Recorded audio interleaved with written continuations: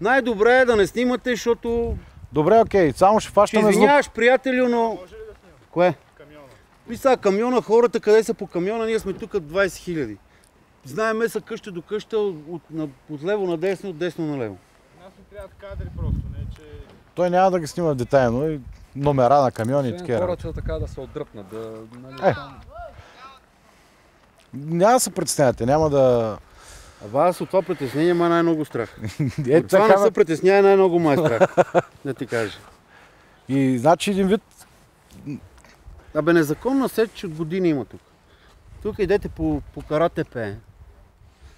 Тук имаше... Тук свалят гората сега в момента. Дъбова гора, Острец къде е, имаше пожар. Те покрай пожара смачкаха всичко. Летища. Летища направиха.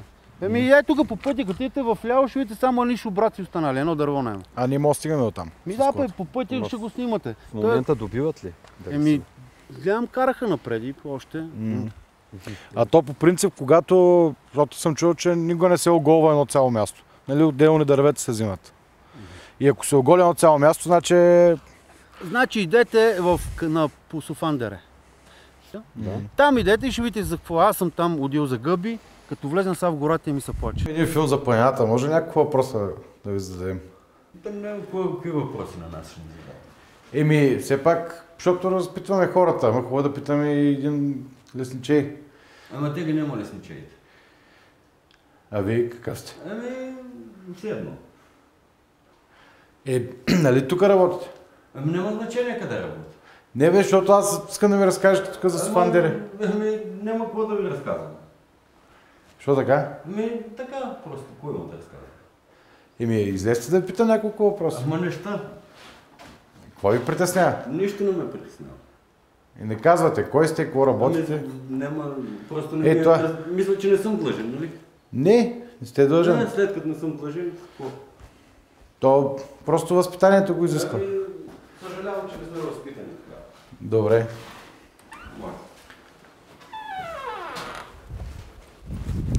Много е интересно, приятели, че старши лесничея или поне човека, който се намира в канцеларията на старши лесничея,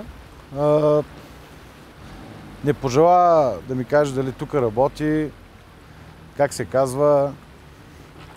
Помолих го да дойде да ни разкаже нещо за Софандере. Казах му, че правим филм за планината. Той каза, че няма какво да ни разкаже. Нищо нямало за разказване. А пък отпред бях свалени табели на някаква фирма, Мустафа, не знам кой се. Сега един джип идва на ДАК, Държавна агенция по горите. Ако спре, може да поговорим с него, но той не се интересува от това, че снимаме тук. Чухте какъв разговор проведах с човека, който беше в канцеларията на старшия лесничей. Тръгнахме след един друг горски, който каза, че началниците са вътре.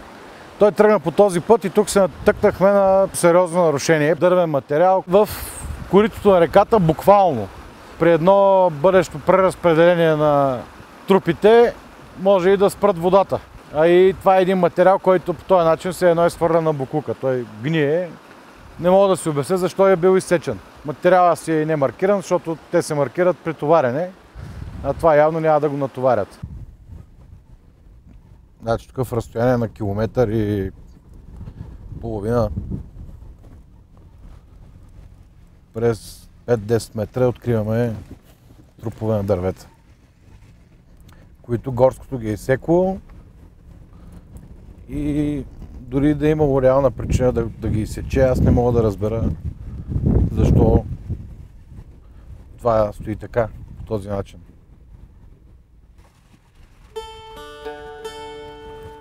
Има от пролетта, има от миналата година, има и по-стари. Просто е пълно.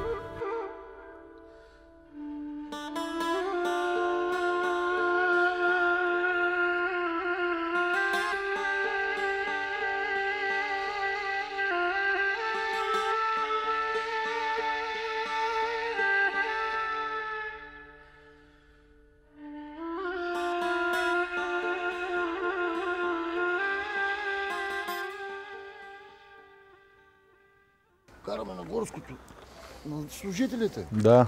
На вашия колега, на двама човека набравяме, на бай Георги Мгм. и на това с мустаци. Кой се обади, на так берем? Да.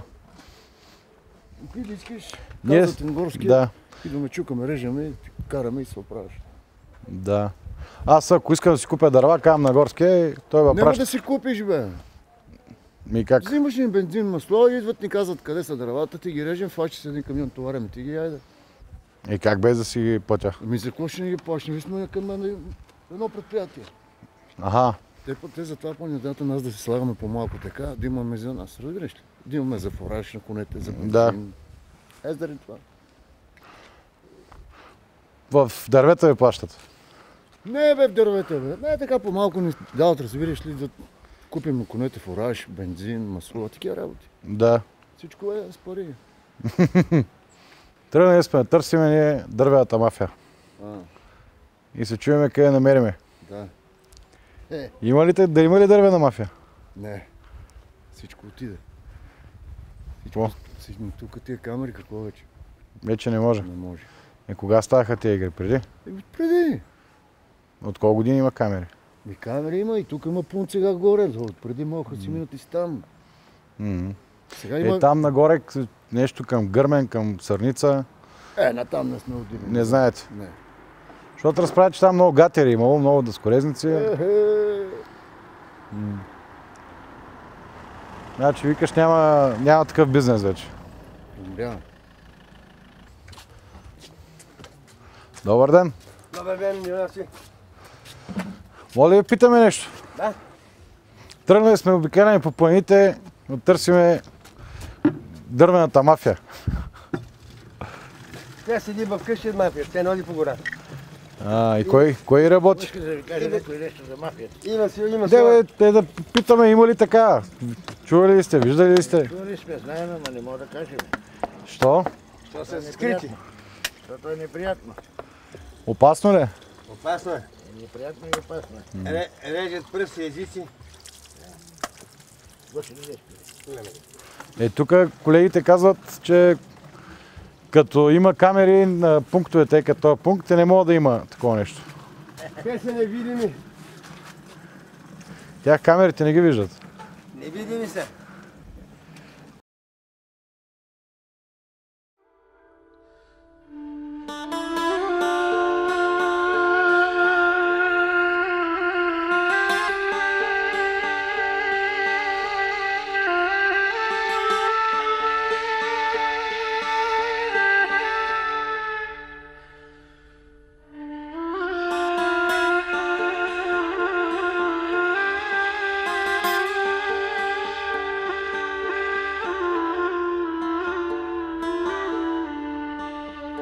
Господин Башев, вие сте кмета на така придобилата популярност напоследък в община Гърмен. Националните медии нарочиха за, как да кажа, представителна извадка за горската мафия в България. Има ли такова нещо? Искам първо да напомня, че горското стопанство в община Гърмен е може би най-голямото по добив на дървен материал в Република България.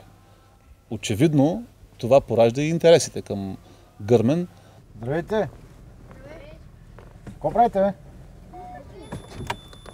От тук ли сте? От тук минават ли камиони? С дърва? Има ли горска мафия тук? Кой я държи? Кой я държи?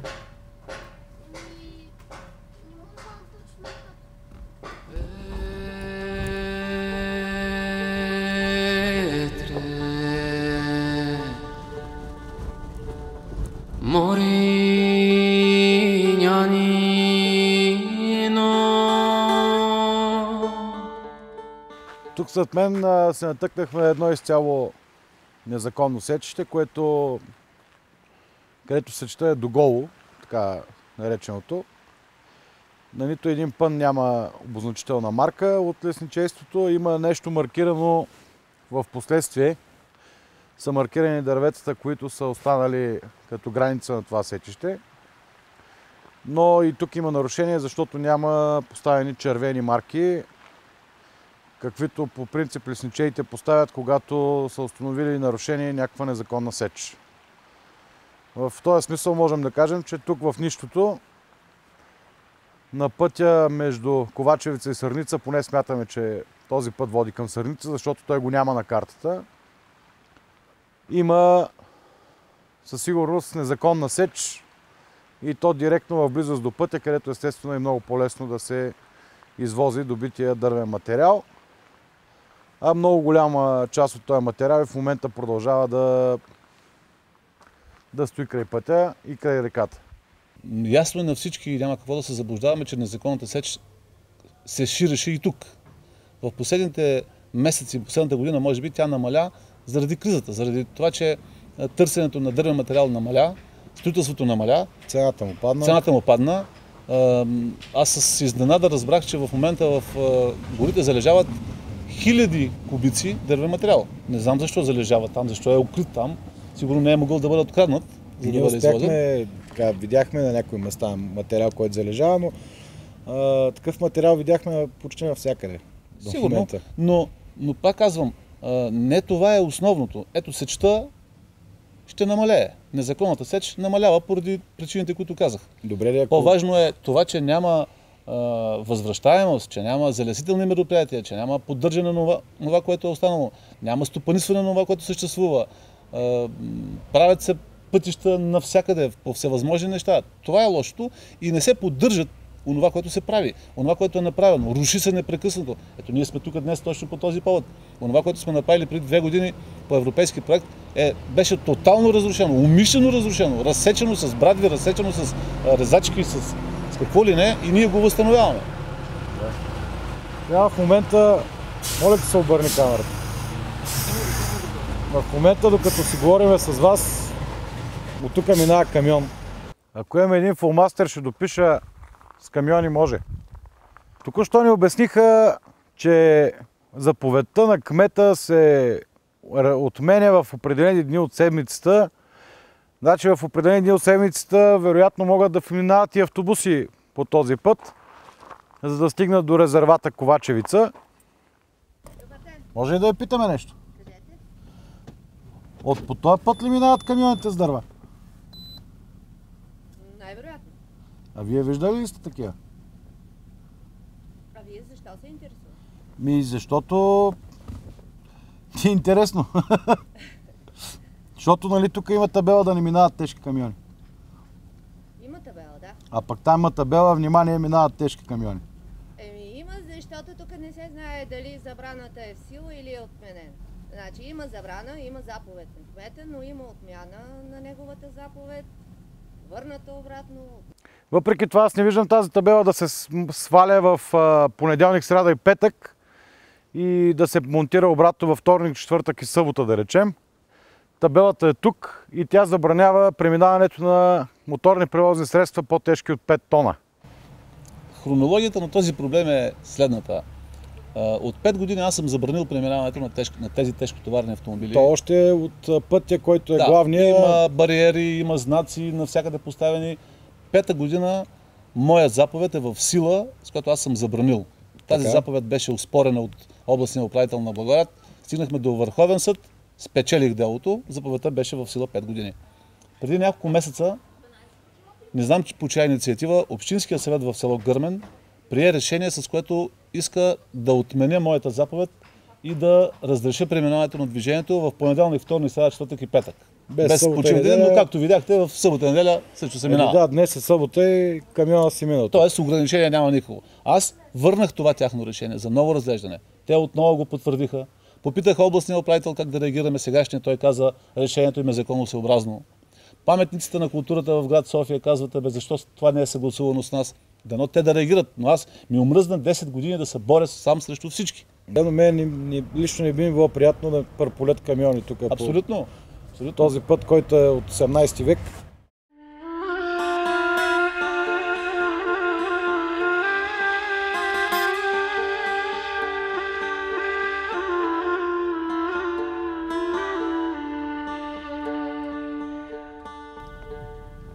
Всички тези постройки тук, които виждате, са за съхранение на дървен материал. Те са от двете страни на пътя и според така наши сигнали масово тук тези дъскорезници са незаконни.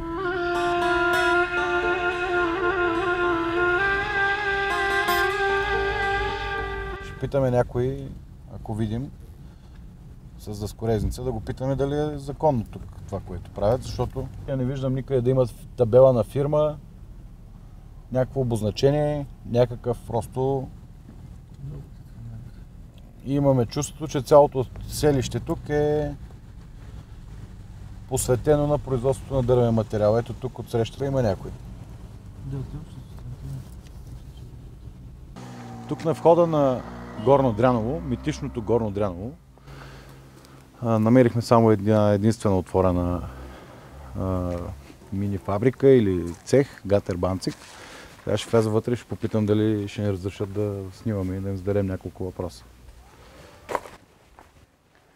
Надолу ходих по Велинград и ми казаха, ходи в Горно Дряново, там всичките банцинги са незаконни, там е дървената мафия. Няма такова нещо, тук има само 5 банзика, които преработваме, максимум ти давам 300-400 кубика в годината преработване тая база. 5 бази, това е нищо материал за... Да. И каква дървена мафия тук? Тук е... Какво да ти кажа? Всичко е измислени приказки. Добре, на какво се дължи според те Лещен, Ковачевец, такива ни по-туристически, а пък Горно Дряново по средата... То е мюсюлманско село Горно Дряново. Това е в основата е това нещо. И сега да си говорим искрено, етническия проблем си е стоял винаги като проблем, макар че ние не го изразяваме, обаче вътрешно си стои нещо. Да ви с това с хиляди години е това нещо. Да. Това няма какво да се заблуждаваме. И тази омраза се насажда и изкуствено. Добър ден! Добър ден. Може да я питаме нещо? Питайте де. От тук минават ли тежки камиони? С дърва? По този път? Аз сега много скоро не съм и видела. Не сме видели така да заминат. А тук тези гатерите? Кои гатери? Еби банцингите те режат тук дървата и ги обработват. Ами те са покрайни, много ги видимо. Да. Те почти изпря, те не работят вече. Ами били незаконни, викат. Ама те почти изпря, те няма банцики. Няма работа. Там няма работа. Те не работят. Няма работа. Добре. Има ли горска мафия тук? Каква горска мафия да има? Ние тук сме почти земеделци. Аха. Тютюнджия. Тук сме тютюнджия. Тютюн гледат. Тютюн и картофи. Добре, живи и здрави. Живи и здрави, айде.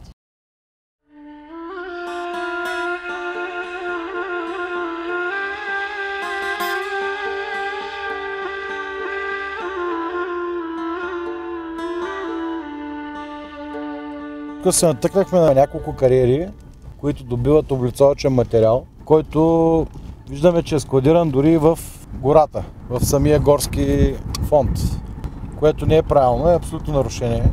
Ето, виждате, просто пътувам на фона на такива камъни, които са директно в гората. Ето там виждате нахвърлени, абсолютна хегемония. То просто няма пътя, има само...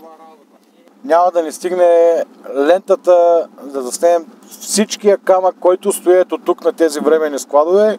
Виждате тук как расте една гора в камъня. И колко много... Ето сега ще видим и границата на отдела. Тук това е горски фонд. В горския фонд може да се каже, че гора няма. Има някакви тонове камъни, които виждате, че продължават и след завоя и от другата страна пътя. Просто изключително много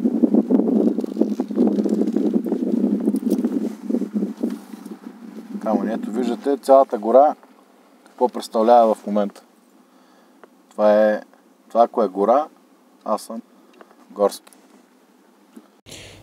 Идвайки насам се натъкнахме на изключително много камък, който така стои покрай пътя.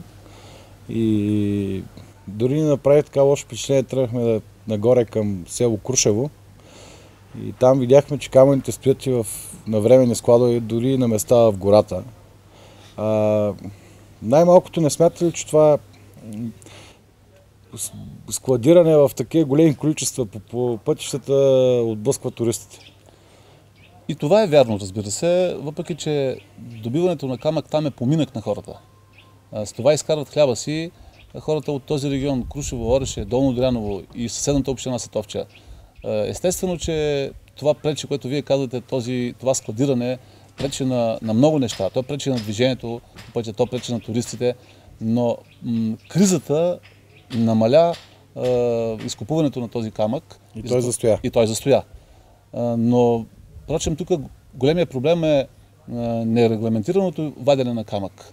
Има ли такова? Има много такова, разбира се. Държавата някакси мудно реагира по този проблем. Бавно се движат концесиите. Общината е всъщност страни от целият този процес. Да. Това е работа на държавата, тъй като става дума за подземни и надземни богатства. Надявам се и мисля новото правителство да вземе мерки в тази посока. А какви са нарушенията всъщност? От какъв вид? Главно се работи в горски фонд и много по-малко в собствени ниви работят хората. Копаят нерегламентирано, без да имат разрешителни. Варят дървета, изкореняват ги. Изкореняват дървета, разбира се, което е много лошо.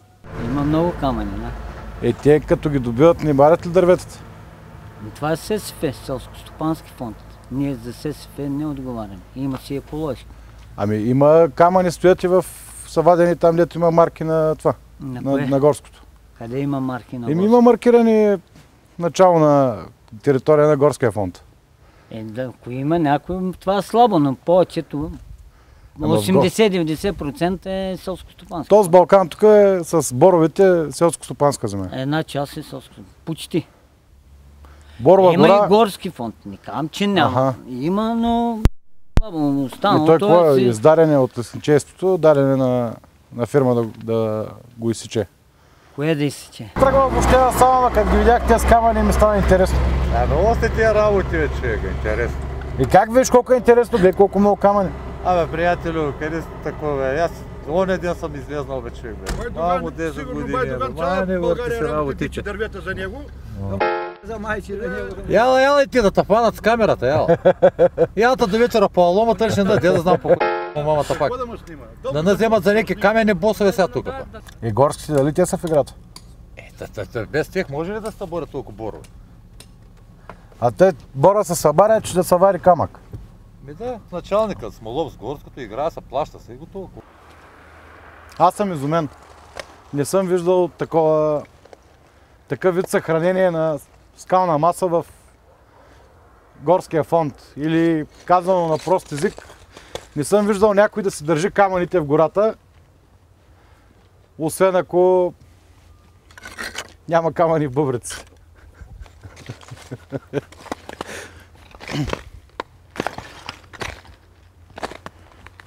Горска мафия има навсякъде в държавата, където има гори и дървета.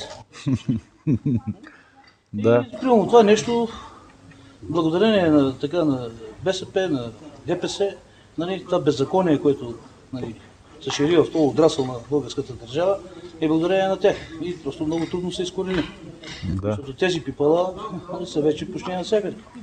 Примерно този бившият директор тук на горското стопанство, те го свалиха от директор, направиха го заместник кмет в община Гърмен за една седмица. Да. Получи имунитет. Тук говориха за Гърмен, много гръмнаха по медиите. Че тук е била горската мафия, верно ли? Глупости. Това са пълни глупости. Защото много хора казват, че не е верно. Това е пълна глупост. И кой го измисли това? Който има интерес. Какъв интерес? Интерес, някакъв интерес. Какво да ви кажа? Няма такива работи? Няма. Много число, когато го с тях, той на никъде не се движи, той няма развитие. Да. Той напротив дава заден ход.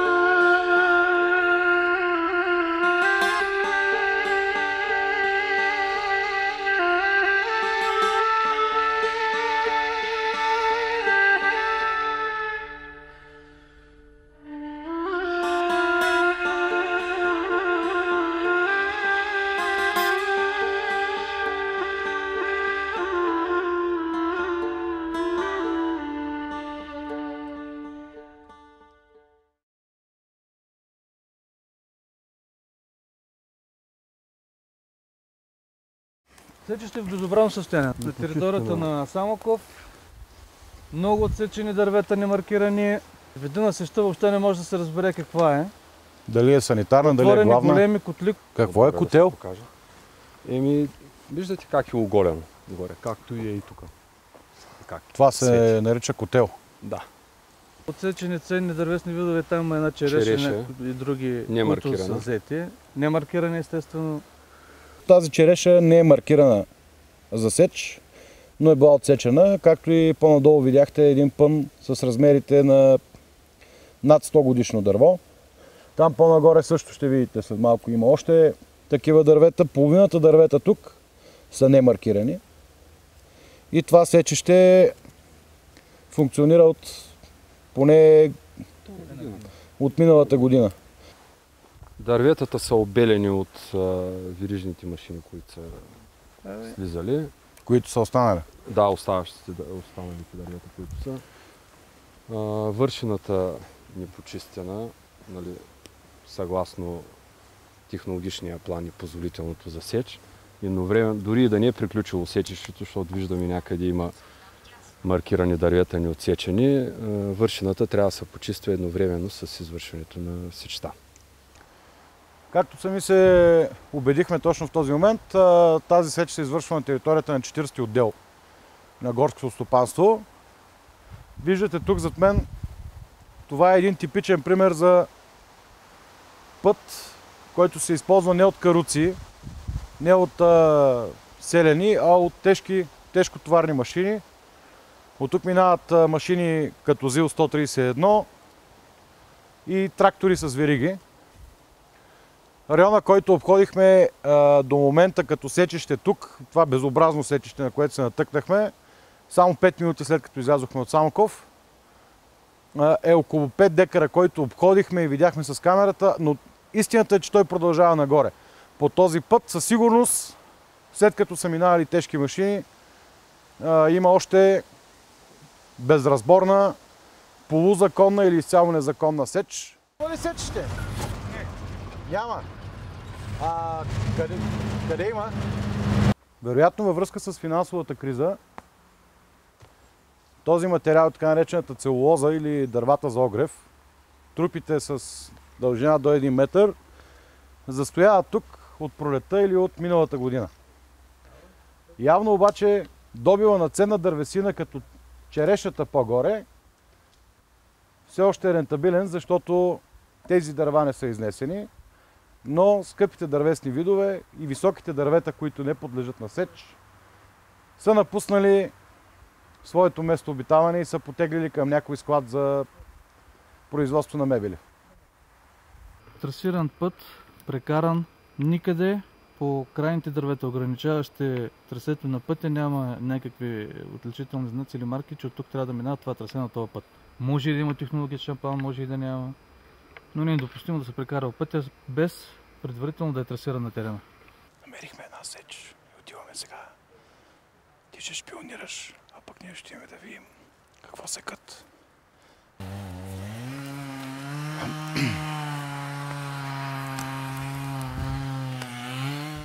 Да видим къде да родим, има ли марки, има ли всичко както си закон? Няма. Кога ще дойдем? Не сте, какво сте направили? Хубаво сте го отразали и сте се опитали да го прикриете, нали? Не е точно. Не е точно, ти всяко е. Да, не се, то е ясно. Ама какво правите сега всъщност? Така го прикривате, да не си личи, че е прясно отрязано? Няма, да не се вижда така, да не бие толкова на очи. Горските ще си го так. Да. Значи, натъкнахме се на кръци на дървен материал, които в момента обясниха, че са прикрили с пръст този прясно отсечен пън, за да не се набива на очи, че е сега отсечено дървото. Дървото е немаркирано, току-що са го отсекли. Тръсно ме вашия горски, какво ще каже? Защото той не трябва да ми го маркира преди да го отсечете. Да бе. Той тук не може да го маркира, при условие, че няма издадено позволително, няма нищо за... Не е такъв район за сеч. А вие сте се разбрали с горския, така ли? Не го казахме, че отиваме. Горския щял да ги чака долу на пътя да маркира дървата. Трябва да изчакаме. Ама той... Тук, като не е маркирал дървото за... Така казаха те. Това е интересно. Мога да ти виждаш кое дърво от дървото, което не е маркирано. Не е върху дърво, ами е... Много добре, че не са вършарите. Ти като видиш сега 60 годишно дърво, върх ли? Айде сега. То е толкова широко, това не е върх на дървото. Тук е незаконно съд. То има си протоколи от вите в червена боя. Значи незаконно едно дърво има само червена боя. Има поне 20 или 30, ако се разходим догоре, ще има и 100. Разходете се, вижте. Ние се разходихме, видяхме, те са документирани. Не бе да казват, че са протоколи. Ясно ни е, че не са с протоколи, че... Как че не са с протоколи? Вие видяхте ли протоколи? Нека да сте вили протоколи. Аз видях нарушения. Добре, от кой искахте протоколи? Никой казал ли? Видях нарушения. И те нямат протоколи. Те стари нарушения. Видях, не може да има протокол, след като не е отразено с червена боя. Вие видяхте ли, че няма? Да. Къде видя? Интересно, видях, имам си своя начин да видя.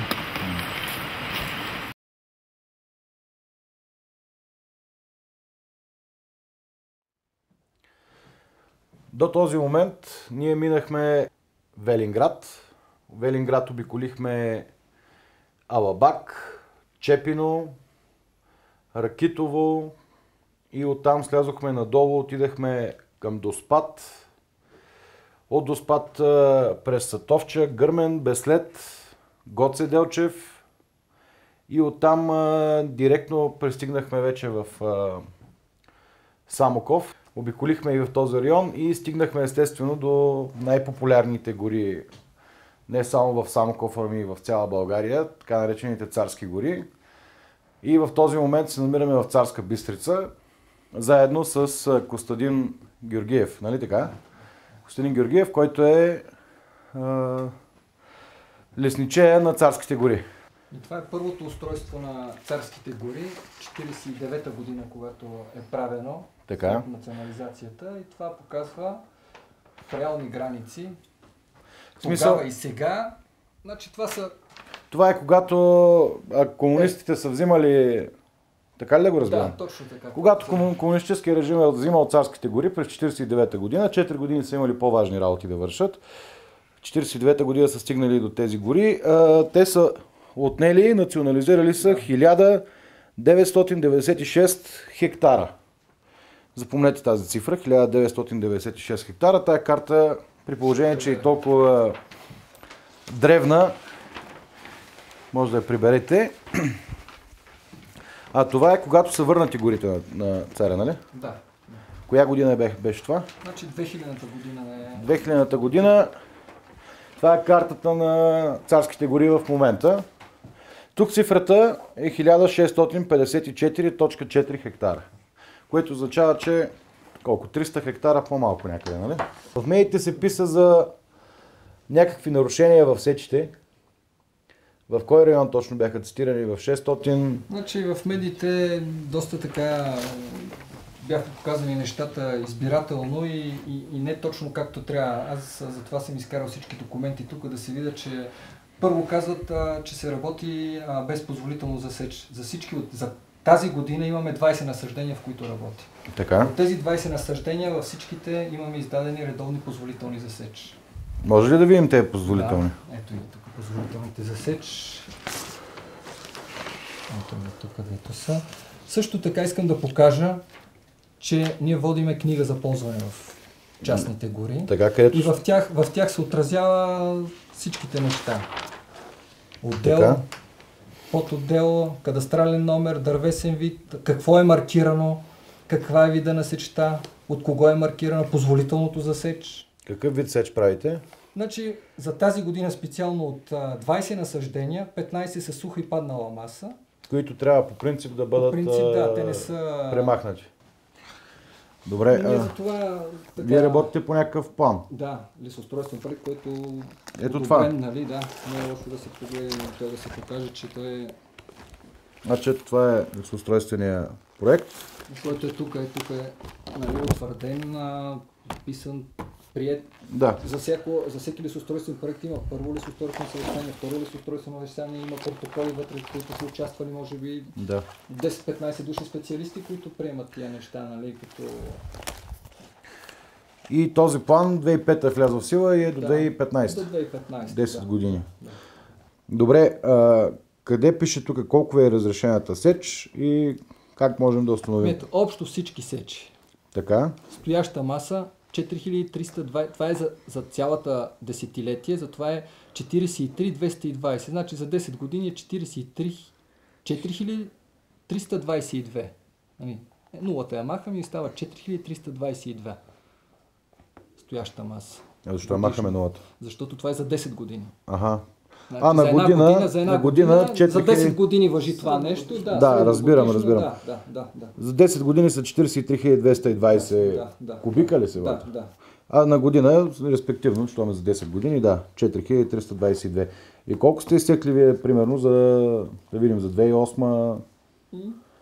Защото там е свършила годината. Да, за тая година даже няма да може да си изпълним. Ето, аз затова ви казах, че за 2008 година 4225 стояща маса. 97 кубика по-малко сте добили. Не. Някъде. Да.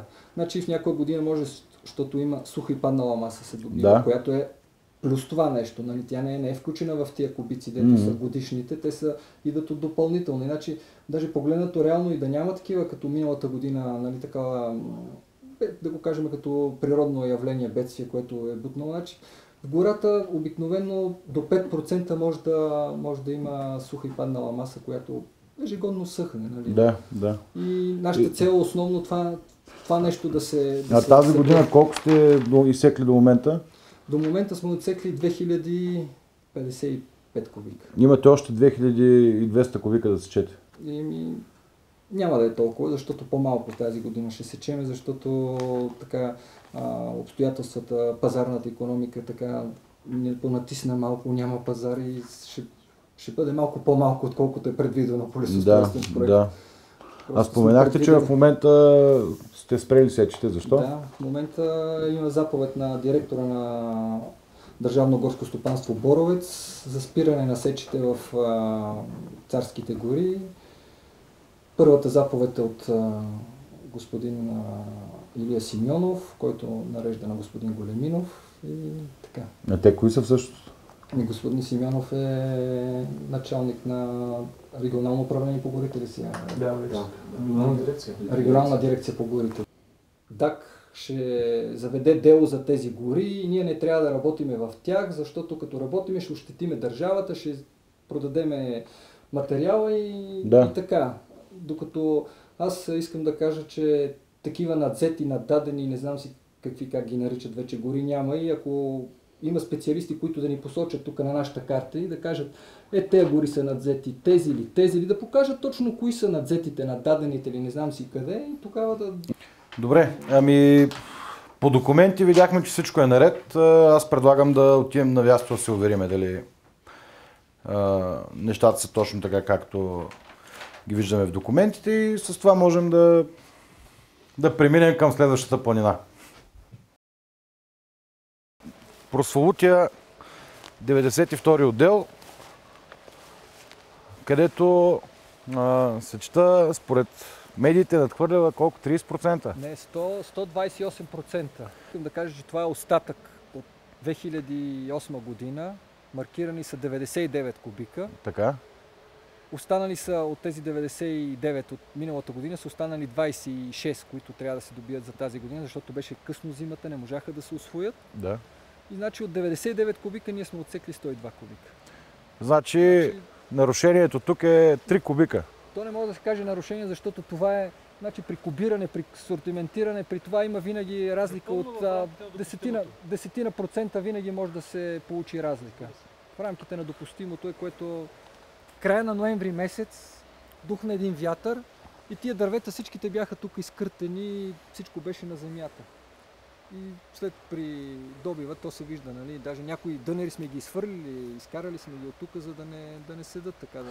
Значи можем да кажем, че от тези 3 кубика надхвърлен добив, сигурно и 3 кубика могат да се причислят към падналата дървесна маса. Всичките. Значи, Всичките. И 99 са от падналата маса. Всичките 99 кубика. А падналата маса по принцип какво се прави? И тя се като редовната. В смисъл, премахва се от гората. Да. Ние ще отидем в едно насъждение, където съм го маркирал. Има паднала маса и ние не сме я освоили да се види какво представлява. Нали? Това вече е след работата. Там ще отидем преди работата. Там ще ни обясните последствия. Ето тук бехме изкарали тия пъновете тук и това е. Тук го чистиме, ние си го чистиме това като двор. Тук е събрано, направено е. Долу има такива елитни дървета, които са с синята линия, с това направено всичко е. Отново се намираме в друг отдел на Царските гори, точно до пистата Ястребец 3, зад хотел Ястребец. Тук в отдел кой? 223В. 223В. Тук, както виждате, има доста паднали дървета. Какво е това дърво, което е паднало? Това е смърч в момента. Смърч. Плитка коренова система, то се вижда и затова не е издържало. И защо пада? Защото кореновата система му е слаба и... Натежава дървото и пада? Да, тук. Добре. Значи, на времето са водили такива на разни научни изследвания, дали не е следствие на коренова гъба. Да. Но дали се установи нещо, не знам, защото загниване има така по корените. Добре, тези дървета тук не трябва ли да бъдат махнати? Тези дървета са маркирани, може да се види, описани са, направени са сортиментни ведомости, издадено е редовно позволително за сеч и при спиране на сечта ние сега не можем да ги усвоим и те ще останат така. Защо е спряна сечта? Защото... И аз не знам защо. Пише някакви мотиви, които на мен не са ми много ясни. Мотивите за мен не са ясни за спиране на сечта. Доколкото разбирам, мотивите са, ако по някакъв начин Царските гори отново станат държавна собственост, вие да не ги продадете тези паднали дървета, да ги продаде този, който е новия собственик. Да. Ясно. Ами, колко кубика долу-горе дърва има в тези паднали дървета? Тук, които, само тези, които виждаме тук, 4-те. 5 даже са. 2, 3, 4, 5. Тук има още вечки отгорени. Тук като изгледам. 4, 6, 7, 8, около 10 кубика може. 10 кубика? Колко е сега един кубик материал? Не знам ли, то е пазарна икономика. Е долу-горе. Значи това е сега много относително, защото сега тия дървета на този етап, ако се усвоят, може да минат за редовни. След 1 месец или 2 месеца ще минат за ОЗП. Значи цената на редовни... Какво е ОЗП? Това е облиза на чистки за преработка. Нали? Това са загнили... Един вид, ако не се отсекат сега, с един месец ще им падне цената. Да, точно. След още половин година още ще им падне. Да. Ще станат накрая за целулоза. Вредно ли е дърветата да гният в гората? Значи, преди време имаше така една практика, не трябва да се оставят дървета в гората да гният, но тук от 2-3 години така професор Рафаилов така защитава едни тези, които може би са, има основание, че хубаво е около 10% от падналите дървета да остават като биомаса за други видове съжителства в гората. Значи не е фатално и да ги оставим тези дървета да изгният. Да, да ги оставим, не е чак толкова фатално.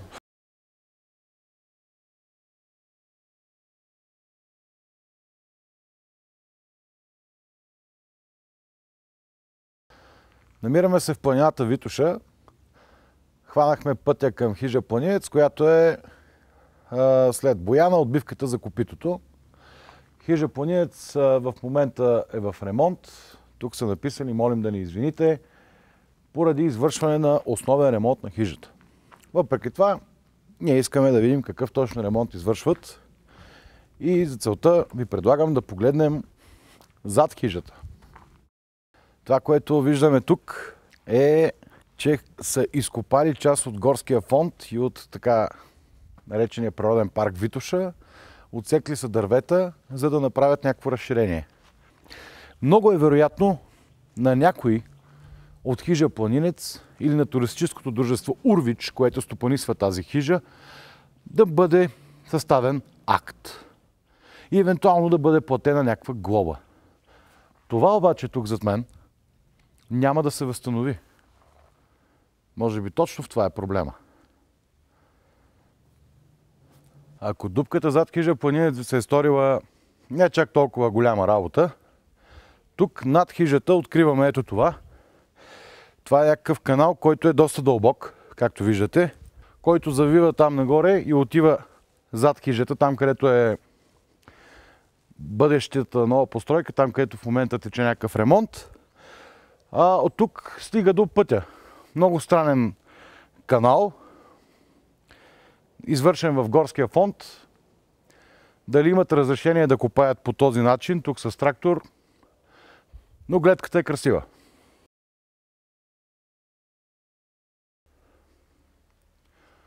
Ако трябва да определим планината Витоша по някакъв начин, то определението, което даде моя колега оператора, е болната планина. Както виждате, тук има страшно много изпопадали дървета. Говорим за ветровал. Или казано на обикновен език, вятърът е съборил тези дървета.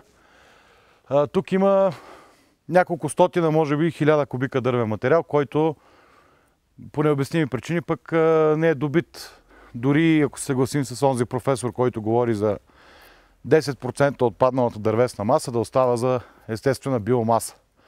Картинката тук е изключително грозна. На фона на тези дървета преди малко срещнахме две сърни. Красота и грозно в едно. Планина Витоша.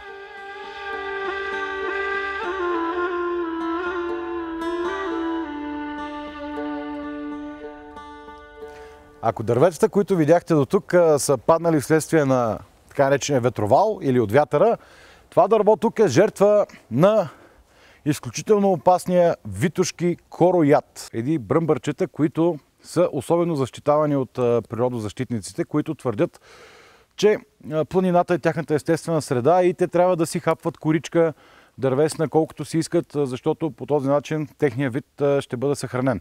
Само че когато на тези корояди не им се пречи, логично е короядите да стават все повече и повече, тяхната популация да нараства и когато те унищожат едно дърво, то изсъхва, пада, може да контузи следващото дърво, на което му няма нищо, а пък и по този начин, когато едно дърво се килне към другото, това ще направи нещо като магистрала за короядите да стигнат до следващата си цел за закуска, обяд и вечеря.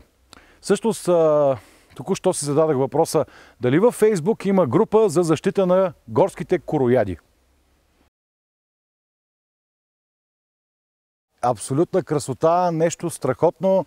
Намираме се само на 15 метра от хижа Ведра, тук по единият от туристическите маршрути, част от Бистришко бранище. Така се казва единият от двата резервата, на които е разделен Витоша. Другият се казва Торфено бранище. Тук в Бистришко бранище, само забележете, аз наистина много се вълнувам, защото това е една изключителна красота тук зад мен. Забележете, тук говорим за конкретен ярък пример за безстопанствено поведение и отношение към гората. Виждате как по никакъв начин тук никой не се грижи за тази гора. Погледнете само за какво става въпрос. И ако това нещо ви шокира, то нека да продължим по пътеката и да видим къде ще ни отведе тя. Аз май няма да мога да мина от тук. Обърнете внимание, това за туристите. Преминаването през резервата е разрешено само по маркираните туристически пътеки. Значи не си мислете, че по някакъв начин имате право да заобикаляте пътеката там, която видяхме, защото това се наказва от закона, какъвто в случая тук явно не съществува. Поне на фона на това, което видяхме. Значи, аз не знам кой ги говори тези работи за горската мафия. Това е... Не ми е ясно как стават тези работи. В смисъл, къде е горската мафия тук да отсече този материал? Да почисти пътя? Не знам. Явно пътя на горската мафия свършва тук, в полите на Витоша.